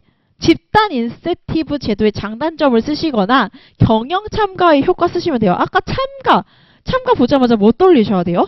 몰입형 인사관리, 참여와 권한을 주면서 근로자를 동기부여시킨다라는 거예요. 협력적 노사관계에도 도움이 되고요. 근로자 동기부여에도 도움이 되고요. 이런 이제 효과들이 있거든요. 경영 참가에. 이제 그런 거 쓰시면 됩니다. 그래서 의의와 특성 쓰시고요. 그러면 여기서 여러분들이 이제 물음표를 하는 게 프로핏 쉐어링이 있거든요. 성과 배분 제도에서는 여기죠. 경영 참가 중에서 간접 직접 참가가 있고요. 자본, 주식이고요. 이윤, 경영 의사 결정에 직접 참가하는 게 있는데 당연히 여러분들이 성과 참가니까 여기에 해당되는 거겠죠? 여기에 일단 근데 성과 참가에 두 개가 있어요. 프로핏 쉐어링, 개인 쉐어링, PSGS. 일단 여기서 보고 일단 뭐 쓸까라고 생각을 할 거 아니에요. 여러분들이 문제를 마주치면. 그 중에서도 집단 성과급 유형을 보시면 PS가 여기에 해당되고요. GS가 여기에 해당됩니다. 근데 교수님 나름 친절하세요. 여기 보시면 플랜을 쓰라고 나와 있습니다. 플랜이 세 가지 이거밖에 없어요. 매출액 기준으로 하는 스켈론, 러커, 인프로시어. 끝. 그럼 이거 세 개 쓰면 되죠. 굳이 교수님이 플랜으로 물어봤는데 프렌치 시스템을 굳이 쓸 이유가 있을까요? 교수님이 플랜이라고 물어봤는데 물론 써도 점수는 받으실 거예요. 왜냐하면 같은 개인 쉐어링이기 때문에 아예 틀린 답은 아니지만 굳이 교수님께서 플랜을 물어보셨는데 플랜으로 작성하면 더 좋겠죠? 그쵸? 그래서 이 세 가지를 비교하라는 문제가 나왔습니다. 그래서 포인트 비교를 설명하라는 거는 이 표를 기준을 나누어서 서술하라는 거예요. 비교하는 법은 나중에 저희 글 쓸 때 배울 거예요. 그래서 이제 포인트는 이 기준으로 얘네들끼리 비교하는 거예요. 근데 여러분들이 인프로시어 쓸 내용이 많이 없을 것 같았어요. 물론 제 책에는 다 있는 거지만 어쨌든 이게 쓸 게 없다라고 하면 아까 작업시간. 여기서 포인트가 뭐냐면요. 작업시간을 줄이는 거예요. 작업시간을. 어떻게 해요? 효율적으로 훌륭한 아이디어를 통해 요새 이제 벌초 시즌이잖아요. 이제 벌초를 이제 할 때도 다 이제 자세가 있어요. 이게 나중에 여러분 산재하면 이런 거 많이 보는데 각도를 얼마나 할 건지, 자세를 어떻게 해야 일을 효율적으로 하는지. 그러니까 무리가 안 가면서 이제 작업을 할 수 있는 자세, 각도 이거를 연구한 게 테일러예요. 테일러 아까 뭐라고 그랬어요? 효율적으로 업무하는 방식을 산업공학적으로 분석했다라고 했잖아요. 그거 쓰셔도 돼요. 테일러의 산업공학적인 거. 만약에 내가 정말 쓸 게 없다. 왜냐하면 스킬로 러커는 인프로시어에 비해 쓸 게 너무 많거든요. 근데 인프로시어는 이제 저희 책 기준으로 2문단 나와 있어요. 2문단 정도. 근데 이거를 얘네와 조금 이게 맞춰서 쓰고 싶다라고 하면 그 테일러 가져다 쓰시면 돼요. 테일러에 따르면 효율적 경영을 위해서 산업공학에 기반해서 타임 앤 모션 스터디 기준으로 시간과 동작 연구를 했다. 근데 그게 다 효율적인 업무 방식을 추구하는 거거든요. 그래서 여기서 포인트는 뭐냐. 만약에 벌초를 한다. 벌초를 했는데 8시간에 끝낼 일을 뭔가 이제 훌륭한 방법을 통해서 5시간 만에 끝냈다. 그럼 그 3시간 분에 대해서 인센티브로 지급을 하는 거거든요. 그래서 그런 거 쓰시면 돼요. 그래서 여러분들이 이해를 하잖아요. 나 인프로시어 쓸 거 없어. 이렇게 안 가고 이거 산업공학? 이거 테일러네. 이런 게 다 떠오르실 거예요. 그래서 이런 거 떠오르도록 여러분들께 알려드릴 테니까 이제 이해 위주로 조금 암기를 하시면 좋을 것 같아요. 그 다음 평가 오류의 개념을 이것도 반대예요. 이거는 관대야, 편견, 대비가 이게 총 합치면 오류의 유형이 10개가 넘거든요. 그게 이제 한 6페이지 정도로 있어요. 그러니까 이 세 개 다 합치면 아마 2페이지, 3페이지 정도 될 거예요. 요거를 얼마 되지 않는 양을 불려서 25점으로 써야 돼요. 제가 지금 두 가지 말씀드려요. 엄청난 양을 핵심적으로 압축하는 능력도 여러분들이 있어야 되는 거고요. 얼마 되지 않는 양을 최대한 아는 척하면서 불리는 것도 중요한데 제가 여기서 강조드리는 게 뭐냐면 여기서 활용할 수 있는 게 사실 경영조직 개념이에요.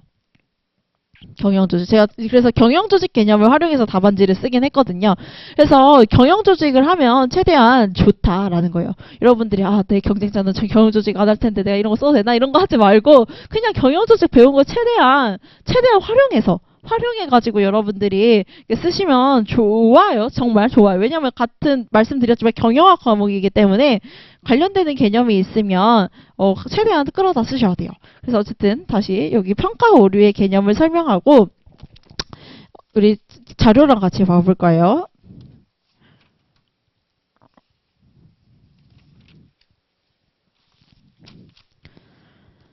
먼저 이제 그 34페이지에 있고요. 평가 오류의 이제 개념을 설명하고 평가 오류 유형 중에서도 관대와 편견, 대비 오류를 비교하여 설명하시오. 지금 비교가 계속 나오는데 이러한 기준을 잡으라는 거예요. 기준을.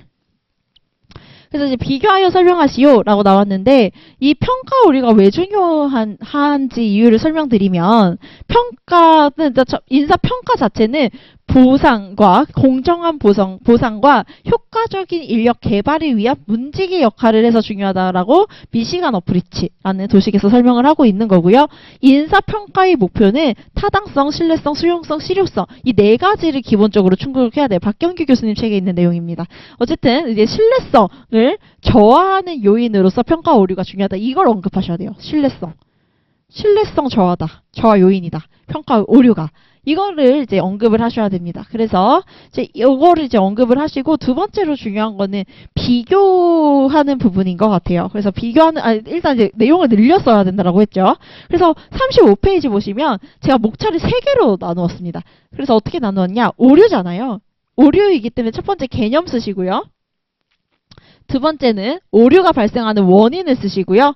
세 번째는 그 원인을 극복하기 위한 방안으로 최대한 쪼개서 쓰시면 늘릴 수 있어요. 답안지를.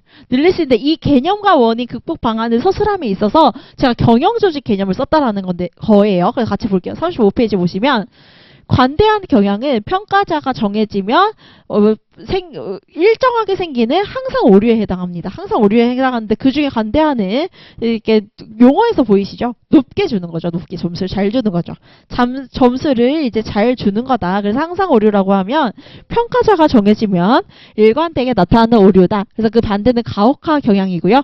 오류의 원인 여기는 이제 교과서에 나오는 내용이고요. 중요한 거는 극복 방안입니다. 그래서 오류를 최소화하는 방향이다.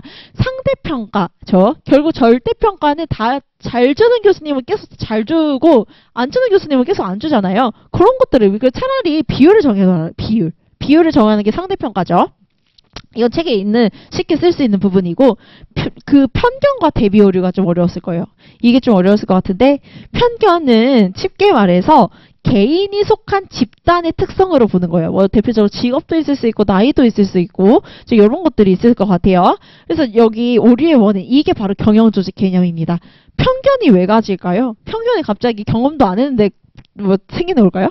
보통 자신의 경험으로 생기는 거잖아요. 그렇죠? 그것을 경영학적인 용어, 특히 우리 경영조직론 용어로 휴리스틱이라 합니다. 휴리스틱이 다른 말이 비하예요. 비하. 여기 보시면 편견 여기 이렇게 나오죠? 이게 다른 말로 휴리스틱이에요. 그래서 그것을 휴리스틱으로 저는 설명했고요. 주관적 경험을 판단하여서 판단하게 된다. 그래서 아까 극복 방안, 주관적 정보를 극복하기 위해서는 객관적 정보를 활용해야겠죠. 그래서 증거 기반 경영이라든지 제로 베이스 띵킹이라든지 이런 것들을 활용할 수 있다. 객관적 정보에 기반해야 된다. 이런 거 쓰시면 이런 건 다 인사관리 책에 나오는 거예요. 다음 페이지 볼게요. 대비 오류는 우수한 피평가자 다음에 평가되는 보통 수준의 평가자를 실제보다 낮게 그리고 그 반대는 그 반대로 이게 하게 된다라는 건데요. 여기서 포인트는 이게 박경규 교수님 책에 나오는 건데 이런 식으로 나누었습니다. 평가의 오류를. 그래서 우리가 아까 배운 관대화랑 편견은 의도가 개입된 주관적 평가고요. 이 대비 오류는 평가자가 인지하지 못하는 모르고 발생하게 되는 오류예요. 자기도 인지 못하는 그러니까 실수죠. 어떻게 보면 실수에 기반한 오류다라는 것을 여러분들이 서술하시고 실수니까 알려줘야겠죠. 평가자 교육을 알려주면 됩니다. 그래서 이제 RET, FOR 여러 가지 우리 책에 있는 내용 적으시면 돼요. 포인트는 마지막 비교. 이게 비교예요. 기준 3개는 제가 잡은 거고 이러한 기준을 토대로 여러분들이 비교할 줄 알아야 됩니다. 그래서 의도 개입은 박경규 교수님 책에 있는 내용 쓴 거고 2번은 제가 경영조직 개념을 활용해서 쓴 거예요. 관대화와 편견은 지각 오류에 영향을 미치는 요인은 3가지거든요. 요인은 첫 번째 지각을 하는 사람, 두 번째 지각의 대상, 세 번째는 지각이 이루어지는 상황. 이 3가지가 있는데 이거를 제가 차용해서 쓴 거예요. 볼게요. 관대화와 편견은 평가자에 따른 거죠. 평가자의 관심이나 경험에 따라서 이제 영향을 미친다라는 거고 대비 오류는 주변인의 상황에 따라 영향을 미치는 것이다 라고 나와 있고요. 마지막에 평가 오류 대응 방안이 다르죠. 아까 설명드렸지만 관대화나 편견은 의도적으로 평가를 하는 거기 때문에 일정한 상대평가라는 기준을 주면 줄일 수 있는 오류지만 인지하지 못하는 오류는 말 그대로 알려줘야 된다는 거예요. 그래서 얘는 교육 이런 것들이 필요하다. 이런 식으로 기준을 잡아서 여러분들이 비교하는 부분 요거를 조금 아셨으면 좋겠습니다. 그래서 저희가 10분 쉬고 경영조직 부분 들어가도록 할게요. 힘들죠?